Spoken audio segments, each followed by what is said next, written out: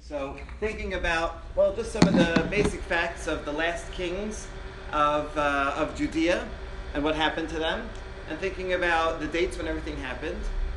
But from these technical details, we can actually learn a lot of significant things. So my first question is, how does a historian go about actually finding out what date happened when? We take it for granted. We can go look up the textbook or look up Wikipedia, any event or person or king, and it says this is when they lived. But how do historians know any of that? And the way we know that is actually two methods. Well, first of all, we have, let's say, Tanach. So Tanach will tell us that this certain king reigned for 40 years. So we have a relative date. We know, right, based on this king compared to that king. So we have lots of relative dates. But how do we take those relative dates and turn them into an absolute date so that we can say it happened in this or that year? So there's actually two ways that we can do this. One is canons of kings. Ancient astronomers like Ptolemy, the famous Greek astronomer, they would have to calculate things that happened for very long periods of time.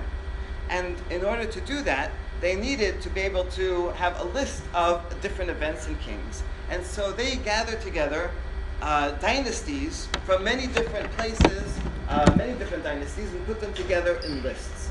And so we have, for example, from Ptolemy, a king list that covers 900 years. And there's another king list it was in the Baghdad Museum until, I don't know if it's still there, it might have been looted in 2003, that also lists many kings. And so, once we have different lists of kings from different empires, so we can be, as long as we know one date, for example, we'll see today that the kings of Judea, we can correlate with Nebuchadnezzar. So once we know Nebuchadnezzar and where he is in his dynasty, we can correlate that with Egyptian dynasties, and then with Persian dynasties, and that's how we can get to absolute dates. That's one way we can do it. There is yet a second way, which is actually even more interesting, and this has to do with astronomical diaries. The Babylonians loved astronomy, and many people would go out at night, they didn't have television or internet and nothing else to do. They would go and look up at the stars and the planets. They could tell what a planet was. How do you know a planet from a star? Very good. It doesn't twinkle. It's a little bigger, right? You can see planets. You might just not know what they are. And they would go out, and one person went out and kept an astronomical diary. Every night he would write down the 37th. I'm actually reading from one entry. 37th year of Nebuchadnezzar, the king of Babylon, in the first month, the 30th of the preceding month. This is what I saw in the skies, and he describes all the constellations and the planets and exactly where they are. And next night he goes out and writes down what changed and what he saw this time.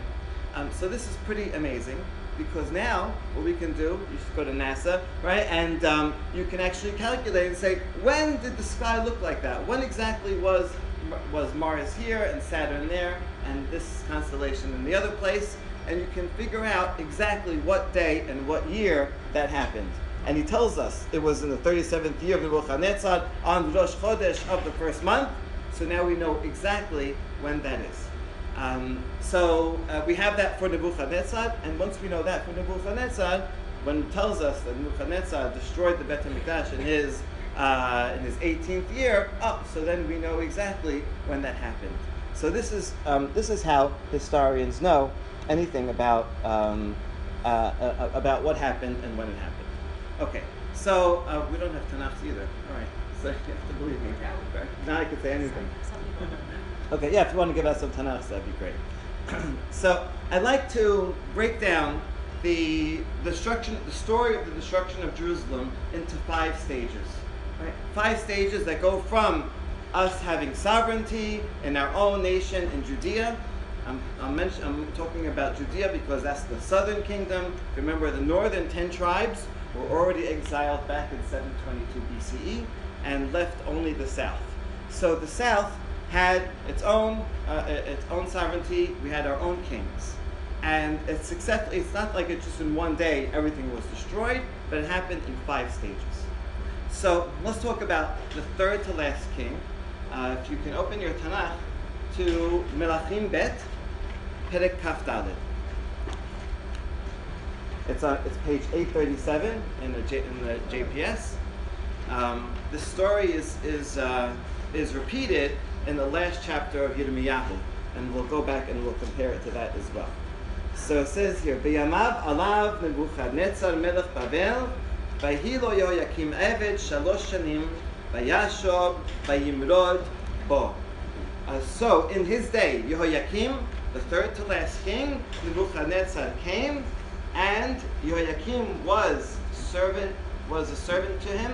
So not literally a servant that he's cleaning up his floors, but it means he's a vassal king. He has to pay tribute and do everything that Nebuchadnezzar wants for 3 years. And then Vayishlach Adonai bo et Gidudei Kasdim, et Gidudei Aram, and so on.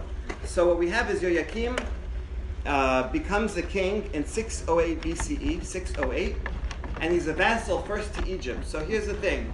Israel is always in the middle of big empires. And in this case, we have Egypt in the south, and we have the Babylonians in the north, and Israel right in the middle. And these two great empires are battling each other to take over the world, and now we're really stuck in the middle. So here's what we have to do. If you're the king, you want to make sure you're too small to defend ourselves alone against either one of the empires. What you have to try to do is ally yourself with one of them. And which one should you ally yourself with? The one that's going to win, right? But that's the problem. You don't always know which one is going to win. And the last kings, again and again, made the wrong choice.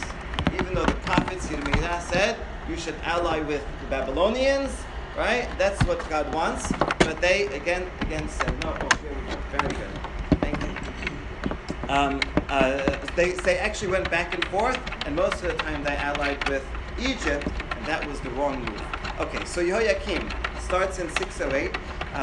Let me just show you a couple of pictures that I didn't get to show you before. This is that astronomical diary that I showed you, right? So it's written in cuneiform, little chicken scratches that are very difficult to read. It takes years and years, but now people who do devote themselves can read it, so we know exactly what it says. And that's Ptolemy and some of the king lists. So that's what people use to figure out everything. But now we get back to Yehoyakim. Okay, so first he's vassal for 3 years. Then he changes sides at 605 and becomes a vassal to Babylonia. And then 601 he switches back again to Egypt, and that was a wrong move.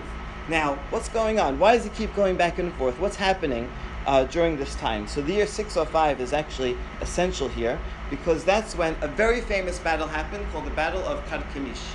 Karkemish is a city right on the border between Turkey and Syria. And in 605, the Babylonians, Nebuchadnezzar, came with his army and destroyed Egypt, sent them all the way back, running past Israel, all the way back down to the Nile. And so from that point on, all of Israel is under the rule of Bavel. How do we know about the Battle of Karkemish? Well, there's a couple of sources. One is, amazingly, a little piece of clay that was found called Nebuchadnezzar's Chronicle. It's also called the Chronicle of Yerushalayim. I'll tell you why in a few minutes. And as Nebuchadnezzar, it's a list of all the things that he did, all the positive things that he did, according to himself, right? That he published. This is his little PR publication. And in this document, I want to show you the first-hand documents, because then you really feel the events and know how anybody knows these things. I always find it more exciting to read the primary sources and someone else's summary of a summary.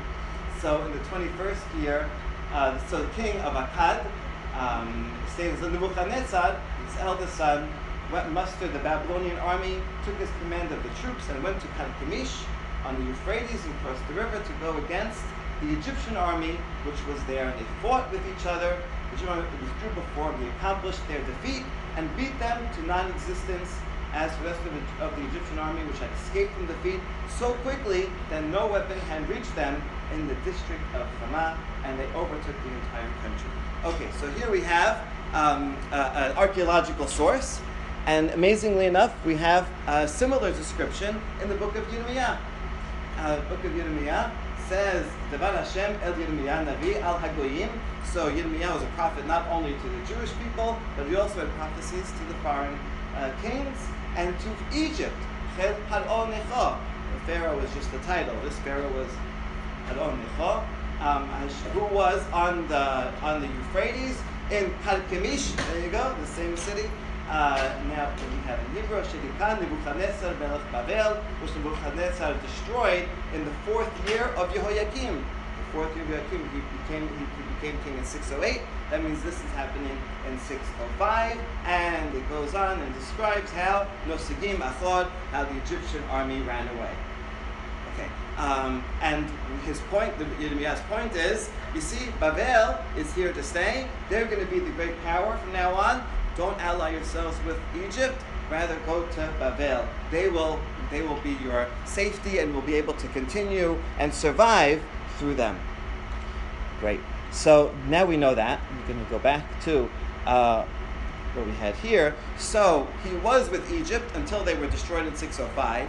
But what happened is a few years later, the Babylonians came and tried to invade Egypt, and they were not successful, and it looked like Babylonia was now not so much in control, and Egypt might come back. And so King Yehoiakim switched back to Egypt, which was a big mistake against the wishes of Yirmiyahu. And Nebuchadnezzar comes and attacks a few years later in 597 and lays siege to Jerusalem. This is not the siege that we're commemorating today. This is a few years earlier. It's a 3-month siege. In the middle of the siege, Yehoiakim dies. He's not killed, he just dies, and the next king comes, and that's his son. Okay, so that's his son, Yehoiakim. Okay, so Yehoiakim reigns only for 3 months because he's captured in the siege that lasts a very short time. He's imprisoned in Babel, and this is the famous Galut Yehoiakim, and this is where actually most of the people that go into exile happen at this time in 597. This is now still 11 years before the Beit HaMikdash is going to be destroyed. Okay, eventually he's going to be freed, but that's not till much later. Okay, so here's my question. When did this happen? When was the exile of Yehoiakim? Well, we can look in Tanach for the answer. And if you look, you have Sefer Melachim open. You can look at Kaf Daled Yud Bet. And what do you see there? What does it say? Want to read it? Want to read it? Anybody have it in Hebrew? Rani?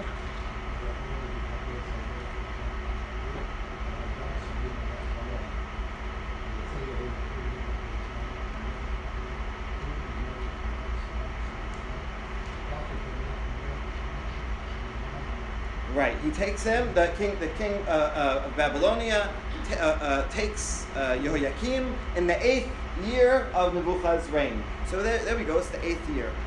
So that's very clear. That's nice and easy. The problem is when we look at Yirmiyah, the last chapter of Yirmiyah is almost exactly the same word for word for the most part with this chapter. But if we look there, Yirmiyah adds another section. At the end of the chapter, he has a list of all the exiles and the populations of each exile. And there he talks about the 7th year. So now we have a contradiction, not a major contradiction, the 7th year of Nebuchadnezzar's reign, Nebuchadnezzar, or the 8th year. But we still want to know, well, which one is it? Because we want to be able to write our article and put an exact date on there. Or is it who? It can't be Yehoiakim, he only lasted 3 months. Right, so it can't be. But it's a good question because we're going to see sometimes it's not so clear. You're right. Okay, so I'm going to bring a third source. The same chronicle that I just quoted to you that described the Battle of Karkemish. Here's a picture of the little clay tablet with the chicken scratches inside. And here it says, Nebuchadnezzar, after he did all those great accomplishments, in the 7th year, this is written in Akkadian, ancient language. It's very hard to read, but you probably read it. In the month of Kislimu. What month is that? Very good. So you do know it. Okay. This is to read Akkadian. You just take the Hebrew word and add a u at the end. It's kind of like Spanish, cream cheese, cream cheese-o. Okay. My mother taught me Spanish, that's how I know it. Okay, so the king of Akkad, that's Nebuchadnezzar, mustered his troops and marched to Hatti land, right, the Chittim, that's what it calls Israel, and besieged the city of Judah, and on the second day of the month of Adaru, excellent, Adar, he seized the city and captured the king, that's Yehoiachin, and he appointed there a king of his own choice. Who's that? Tzidkiyahu, that was going to be the last king, received this heavy tribute and sent to Babylon. So this is really an amazing find. First of all, it backs up the story that we know. Okay, that's always good. But it also adds details that we didn't know before. Nowhere in Tanakh does it tell us when the exile, what day and month the exile of Yehoiachin happened. Doesn't tell us, just tells us it was in the 7th or 8th year. And here, now we know that it was in the month of Adar, on the second day. So Adar, right? The second day of Adar. So now that we know, we can add another, okay, I won't do that, add another fast, right? But right, this is very significant. There's something that we wouldn't have known from Tanakh. In addition, it can help us solve the contradiction. We just saw in the book of Kings, it says it was the 8th year. In the book of Yirmiyah, it says it was the 7th year. So now, which one is right? It says here the 7th year. Well, actually, it's not a contradiction at all. Because the reason why the two books have different years is because it depends how you count. They didn't have a nice, easy transition of power like we do today on January 20th when we'll have the next president. But it's whenever the previous king died, the next king comes into power, it might be in the middle of the year. And now, how do you count? You don't say, like our kids do, I'm 3 months old, 6.5, 5.5, right? But rather you have to count with whole years. And the question is, that first year, when that's a partial year, when the king first comes to reign, from then till Nisan, they also had their Rosh Chodesh and their Rosh Hashanah in Nisan. So they restart the months again. Do you count that as year 0 or as year number 1, even though it's not a full year? And both Babylonians and writers of Tanakh had different systems at different times. Sometime in the north, so everybody had different systems of how to do this, and that caused a tremendous amount of confusion. But this is what happened here, and this is how we can solve it. So we have here is that the writer of Sefer Melachim counted the first year as year 1. And that's why they got to year 8, whereas the writer in Yirmiyah and in the Babylonian Chronicle started the first year as 0, and that's why he got here to 7. Okay, so here it is. Nebuchadnezzar starts in 605, and then this happens in 597, and that's how we know. It's a good question.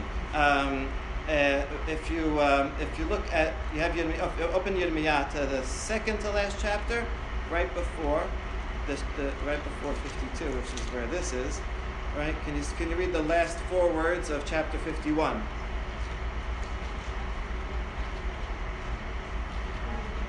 Ad hena divrei Yirmiyahu. Until here are the words of Jeremiah, which means that the last chapter might be by somebody else, right?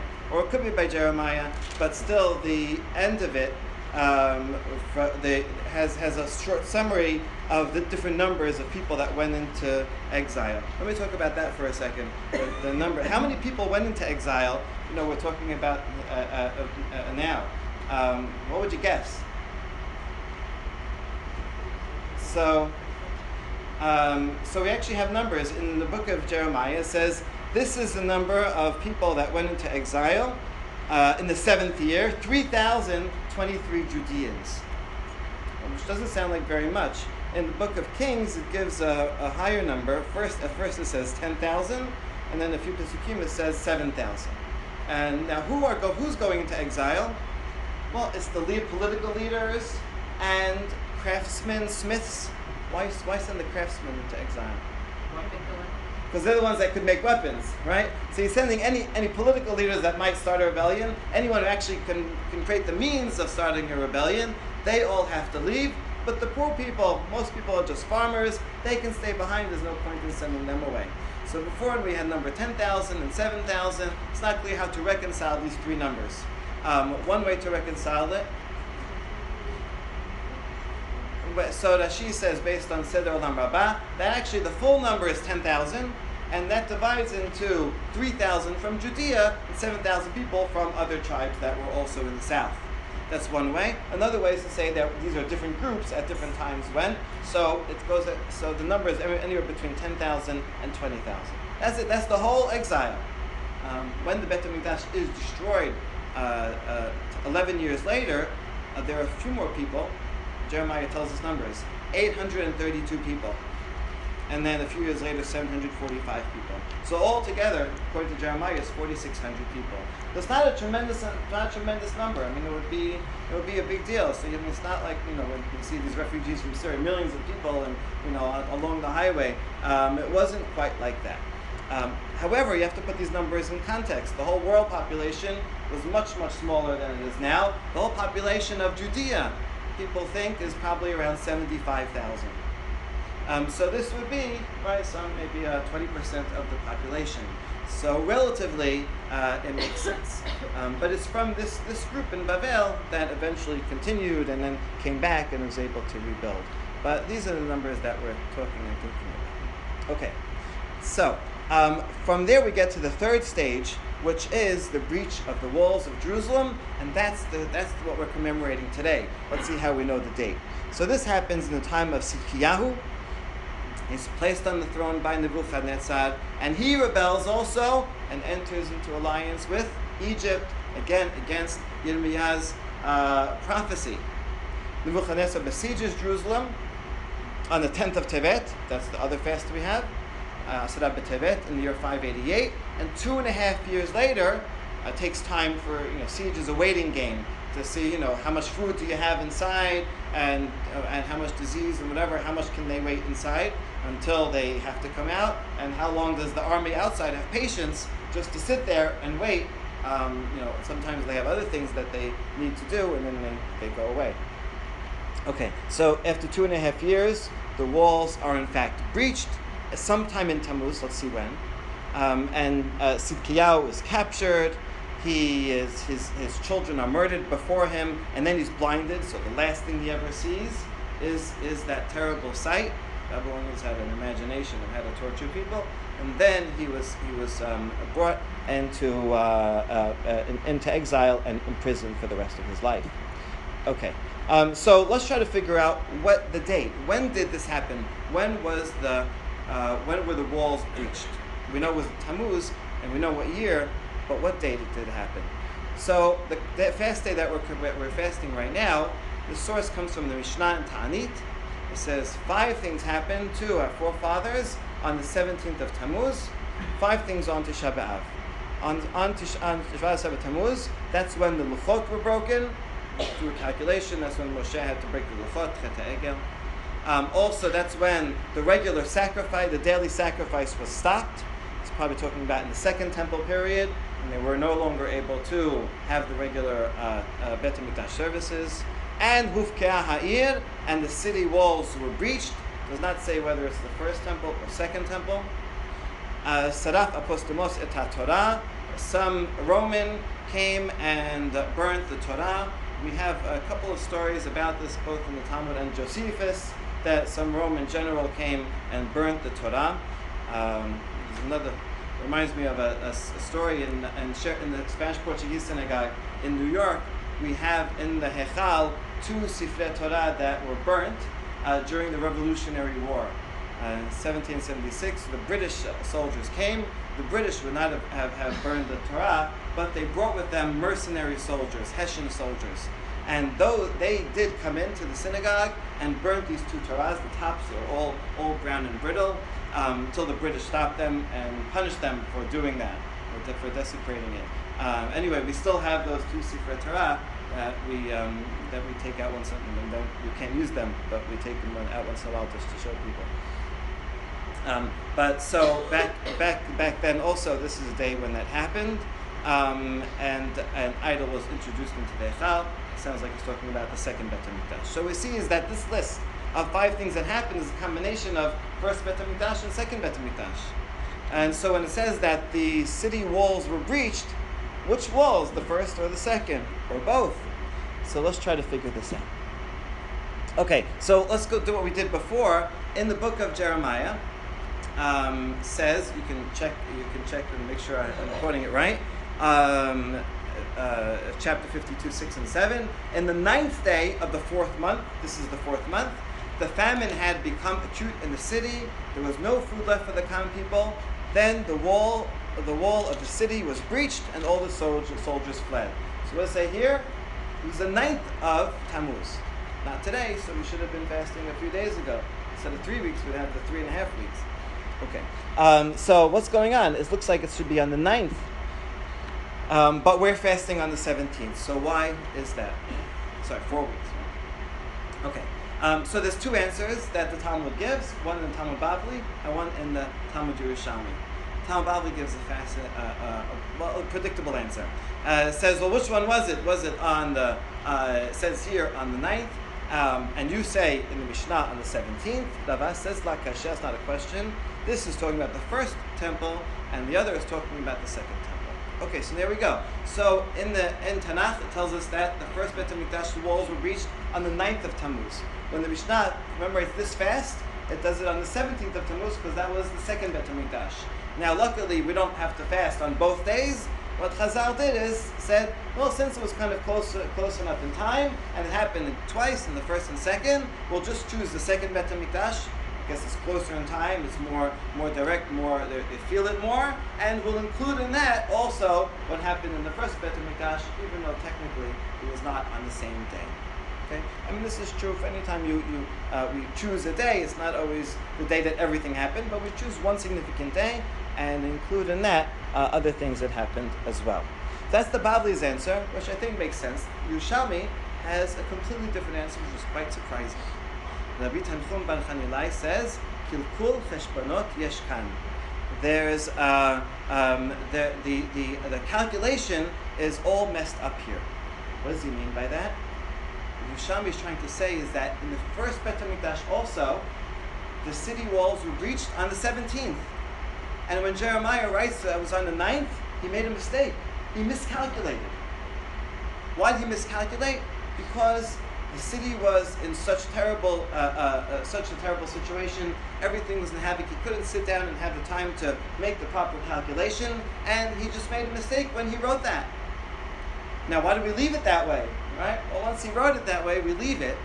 And I think it's significant that we leave it that way because it shows us how crazy those times, how terrible those times were that we couldn't even think straight to get the right date. So when we're fasting today on the 17th, it actually is the day of both the first and the second Bet HaMikdash, and the wrong date in Yirmiyah is left there as a symbol, as a memory of the terrible state of destruction. So I think this is quite interesting. Which answer do you like better? Who likes the Bavli's answer better? Okay, most people, Yerushalmi, am I looking at Yerushalmi's answer? Okay, so I think that I would assume that the Bavli's answer is the historical one, right? That this Yirmiyah got it right, it was really on the 9th. But here's one case where we see theological significance of a date, where a date could mean something much more than this, when it happened to be. It actually was not when it was, but just using that date reminds us of how people couldn't even think straight and make the right calculation. Okay, good. So, so far we have 4 stages of destruction. So to review, the third to last king, Yehoiakim, becomes a vassal. So we no longer have sovereignty anymore, right? We have to pay tribute, and we can't make wars, we can't do anything on our own. That's already the first level. Then Yehoiachin is actually exiled, so the king is exiled and his family and all the leaders and important people, craftsmen, and so that's already another step downward. And then finally we have the breach of the walls, and then only a few days later the actual Bet HaMikdash will be destroyed. So let's get to this event, the actual destruction of Bet HaMikdash. When did that happen? You'd think this would be really clear, right? When this happened. But here again, we have 3 different dates, and I won't make you look it up. So we have in the book of Melachim, it says it happened on we know it as Tisha B'Av. But here it says it happened on the 7th day of the 5th month. Okay, the month is good, 5th month is Av, but the 7th day is not the 9th, and happened in the 19th year of King Nebuchadnezzar. So we already have a problem. It shouldn't be on the 7th. Let's see if Yirmiyah can help. In the book of Yirmiyah, it said it happened on the 10th of the month, which is again now even worse because it's also not the 9th and in the 19th year. And then later in Yirmiyah, it says it was in the 18th year. All right. Now you already know how to solve one of these problems. How come in some places it says the 19th year and other places the 18th year? Because you count the year 0 or 1. Okay, good. So we solved that one. That's easy. But the other one, well, is it the 7th or the 10th or the 9th? Now the 9th comes from the Mishnah that we saw before. So which one is it? Okay, good. Well, okay, the Yerushalmi gives that answer for the date of the breaching of the walls, doesn't give that same answer here, right? So, but theoretically you could apply it to the same. We could also theoretically apply the other answer that one was the first Bet HaMikdash and one was the second Bet HaMikdash. Second Bet HaMikdash destroyed on the 9th of Av. And the first Bet HaMikdash, well, we still have a problem if it was on the 7th or the 10th. Yeah. They're both here. The 7th and the 10th is both the first Bet HaMikdash, right? But the 9th might be the second Bet HaMikdash. Okay. It says Barishon and Sheni. Okay, so that's why we can't use the other answer and say this is the first and second. All right. So therefore, here shows the contradiction in Hebrew. The Bavli has to provide a different answer, and here's the other answer. So Haketzad. On the 7th is when the enemy actually entered into the temple precincts, and they destroyed on the 7th, on the 8th, on the 9th. It takes time. It's a big place, and there's a lot of things to plunder and steal and destroy. And on the 9th, so for 3 days, on the 9th day, right just before sunset, they lit it on fire, and it continued to burn all of the 10th.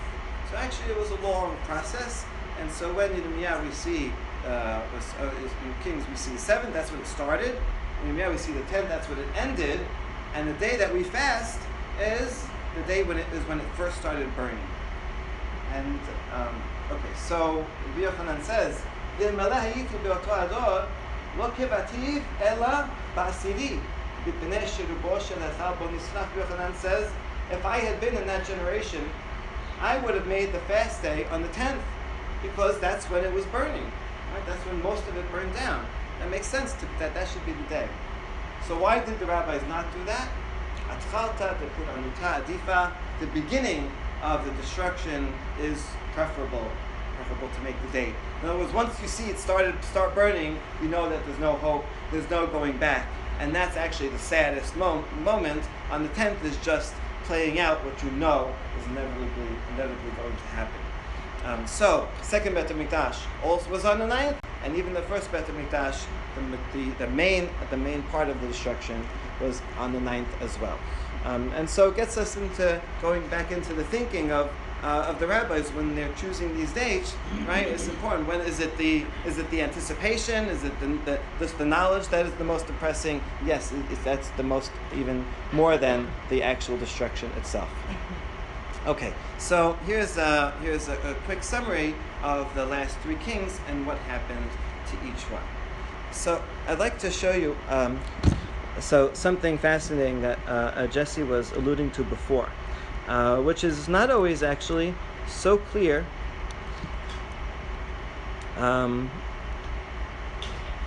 what date is being referred to when.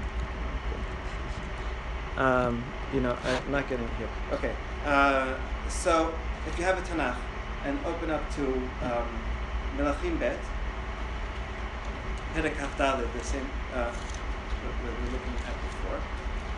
You'll see something actually quite fascinating.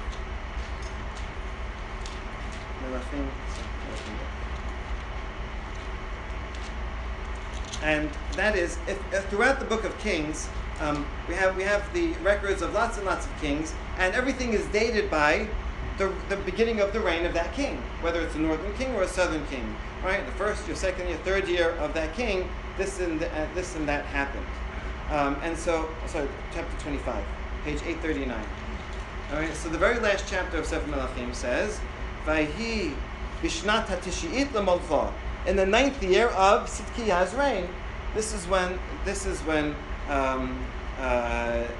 the siege began, and so we're still counting what happened from the years of the kings, of the Jewish kings. But right in the middle of that chapter, something significant happens, which is in verse 8. B'chodesh hachamishi b'shiva lachodesh. I had this here. Yeah. B'chodesh hachamishi b'esar lachodesh. Hi shana tisha esrei shana lemelech Nebuchadnezzar melech Bavel. And here, for the first time, it's dating an event that happened based on the years of Nebuchadnezzar, not the Jewish king. And from here on, for the rest of the chapter, it continues to do exactly that. And even without saying it, dates everything to the Babylonian king. And so here, kind of literally, almost subconsciously, as you're reading it, almost even without realizing, you see that the entire structure, entire system has shifted. That the Jewish king is no longer significant at all. Is pointless. Huh? Well, there still is. He still has 2 more years, right?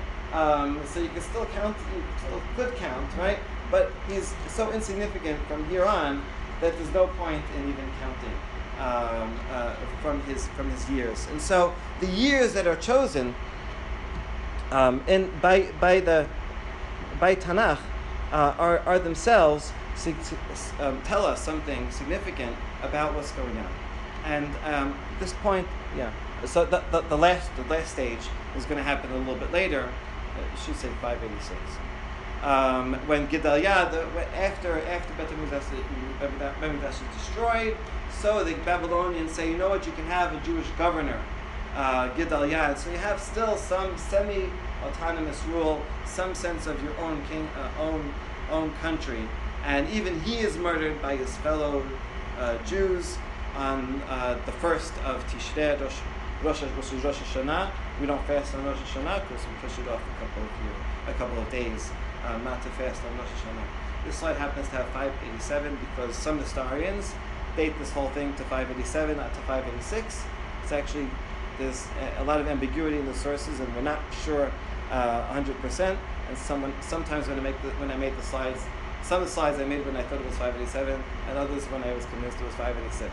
But actually, there is some ambiguity. We don't really know either way. Okay, but here's a main point that I'd like to emphasize and end on. And this is a midrash from the Mechilta, which talks about dates and the significance of dates. It says here, "B'chodesh hashlishi l'set b'nei Yisrael me'eretz Mitzrayim," the 3rd month after the Israelites left Egypt. And it's interesting that it's giving a date here. Magen monim chodashim l'set Mitzrayim. It teaches us that we should count the months from the leaving of Egypt. In fact, this is the pshat. This is b'chodesh hachodesh hazeh lachem rosh chodashim. You should start now counting months because this is when you left Egypt. This is when you've become a nation. So this is the milestone from which you should mark everything that happens going forward. So he says, okay, now I learned from here that we can count months starting from Nisan, starting from the leaving of Egypt. But how about years? How do I know that I can count years as well in that way?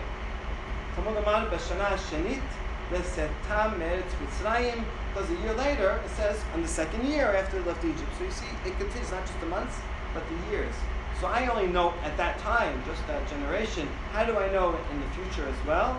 Well, now, in the Bimibad that we're reading in the parasha now, Mishnat Harba'im, in the 40th year after they left Egypt. So this teaches us that throughout those 40 years, the calendar that they're using is, right, the 3rd, 4th, 5th year from the leaving it. That's their milestone. That's what they're looking back at, and that's the foundational event. It's okay, I understand. That's until they've entered the land.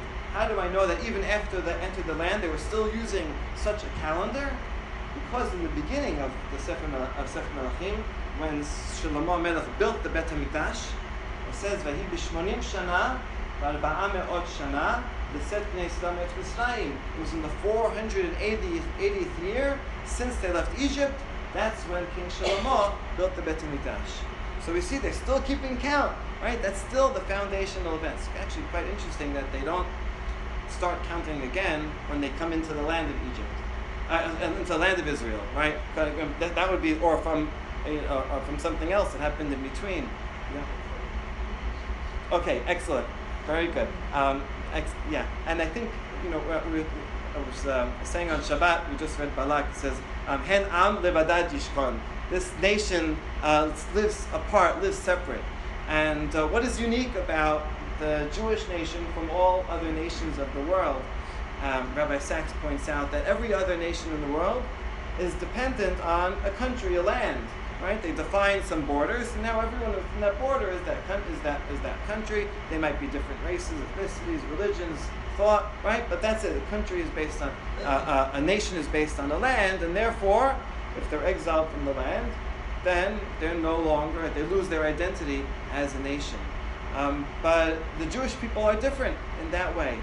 It's very significant that we become a nation not in Israel, but in Egypt and in the desert. That's when we receive our constitution, the Aseret HaDivrot and Torah. That's when we gain our fundamental values, which means that we are a nation not on account of land, but on account of our mission, our laws. Rav Saadia Gaon famously said, we are a nation because of our, he uses the word Sharia, which means the laws, right? And therefore, that's very significant because it means we are defined by our values and goals. And therefore, anyone who wants to join in can. It's not a race, it's not an ethnicity. And therefore, when we are exiled, no problem, right? It's good to be in the land. It's very important to be in the land. But if temporarily we can't be in the land, we can still be a nation, even if we're scattered throughout all the other lands. And I think this is really the secret of Israel's survival. Actually, the first slide that I didn't show you because we didn't have it set up was a question by Mark Twain. He says, right, a very famous line. Sorry, it's in here. He says, the Egyptian, Babylonian, Persians rose, filled the planet with sound and splendor, faded to dream, passed away. Greeks and Romans followed, made a vast noise, they are gone. Other people have sprung up and held their torch high for a time, but it burned down, they sit in the twilight, now it vanished. The Jew saw them all, beat them all, now what he always was, exhibiting no decadence, no infirmities of age, weakening, no dulling of his alert and aggressive mind. All things are mortal, but the Jew, all other forces pass, but he remains. What is the secret of his immortality? And Mark Twain goes on to give a kind of anti-Semitic answer. It has to do with economic and whatever, right? But the fact is that even he, right, asks this question, and I think we have a better answer, which is what we were just talking about before, which is that because we are a nation that is defined by our ideas, ideals, by our laws, therefore we can continue and survive even when we are exiled. And this is really the message of Tanach, that when a foreign enemy comes and destroys us, it doesn't mean that that's it, their God is more powerful than our God, and they're more powerful than us, and we have to just join them. No, it means the opposite. It means that our Hashem is bringing upon us this enemy. This is Yirmiyah's right, chidush, in order to punish us because of our sins. But here's the thing. If we are responsible, if this is happening to us because of our sins, then all we have to do is make teshuvah, and then we can come back. So our fate is not in the hands of our enemies. Our fate remains in our own hands. And it might take some time, but be patient, and it will come back. Not too far. When Yirmiyah came and said this, people were very upset. He said, this enemy, try to think of, your worst enemy and saying, oh, you know what? God is doing this to you. God is sending this to you. So that's why they wanted to kill him. Makes sense, right? But eventually they got his idea that our hands are in our fate, and God is directing the world and all these great empires as well.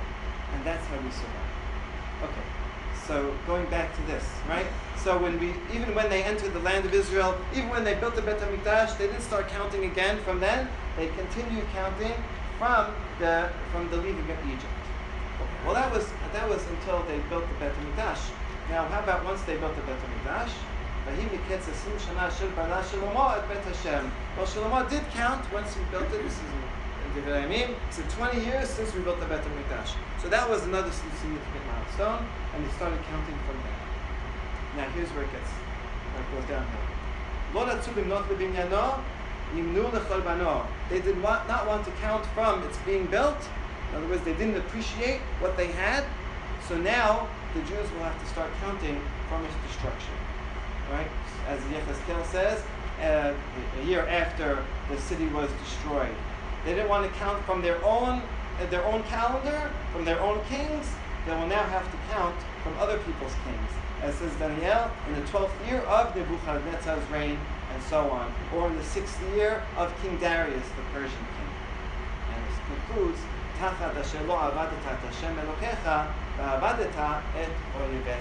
because we were not subservient to Hashem, now we will have to be subservient to our enemies. And so I think what we see is that the dates that we use, the calendar system that is used in Tanach, because throughout it's our own, but at the end it's a foreign one, really shows our perspective. And I think it's more than just a technical date of a calendar. I mean, lots of us, myself included, we celebrate our secular birthdays and anniversaries and think of things in the secular calendar. But I think that's just one example of something. A bigger question is, what is our national identity and personal identity and framework? What is the story that we tell ourselves, where we're coming from and where we're going? It's a combination, it's a mixture. We're American, we think of the state of Israel, we think of Tanach and the whole history of Israel. And what this question of dating are, and the dating system that we use, are really asking us and making us think about as we commemorate these days, as Hebrew days, Shiva Asar Tammuz, Tisha B'Av, is what is the context and framework that we think about. And by fasting today, it brings us a whole day of, we could be a nice Sunday out in the pool, but instead we're concentrating and thinking about our Jewish history and focusing our attention on where we need to go from here based on that. And with that, I'll just end with the very last chapter in the very last paragraph in Sefer Melachim. Says, Pasuk 27, says, Vahi b'shloshim v'sheva shana legalut Yehoyachin melech Yehuda. And so it counts here on the 37th year since Yehoyachin. And so now it's another, really a Jewish date, right? As Yehoyachin, if he would have continued to be king, he'd now be king for 37 years. He was freed by the king of Babel. That's the end of the Sefer Melachim. And so, while we're still in that, we just still don't have the full galut, the full geulah, but it ends on a positive note that he is freed, and eventually, one day, the people will be freed and will be able to come back. And so I think that's what we think about today. Rabbi Et Shalom was here before. I think he's speaking later. Rabbi Et Shalom, if you notice on all his handouts, he always says, the year of since Hakamat Medina, which is just a beautiful way, right? Beautiful way to think always about having a state of Israel again.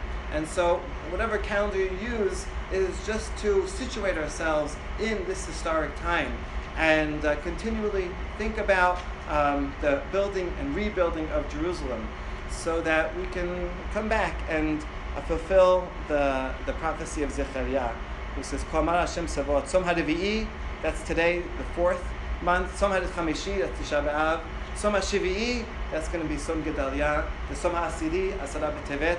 We talked about all the details of each of these. They will be turned from fast days into days of great joy and holidays. V'amet v'ashalom mehavu. Hopefully we can see this prophecy fulfilled in our days. Thank you.